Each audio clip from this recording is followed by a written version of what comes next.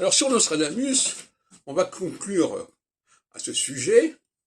En réalité, les centuries ont été fabriquées telles que nous les connaissons entre 1588-89 et 1593-94.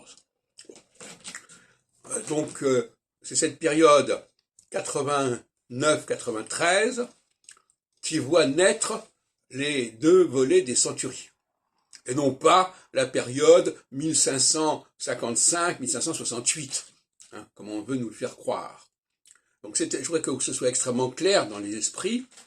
Donc tous les ouvrages consacrés à Nostradamus et qui continuent à nous parler des publications des centuries dans les années 1555-1568, c'est de la foutaise purement et simplement au regard des recherches actuelles, enfin des recherches que j'ai menées depuis très longtemps. En réalité, c'est à ce moment-là, et ça se situe d'ailleurs sur deux plans. D'abord, il y a la fameuse histoire de Tours, garde-toi Tours de ta proche ruine, dont j'ai montré qu'elle n'avait pu apparaître qu'au lendemain du départ de Henri III pour Tours, où il rejoint Henri de Navarre, et que, en ce qui concerne le deuxième volet, il est évident que la mention de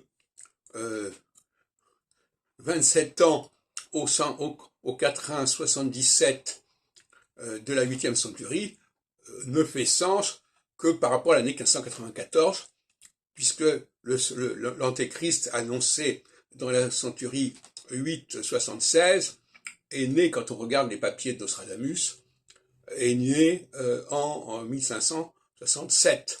Voilà. Voilà, l'affaire absolument, à mon avis, est réglée une fois pour toutes. Que les gens qui se sont trompés soient assez honnêtes pour le reconnaître.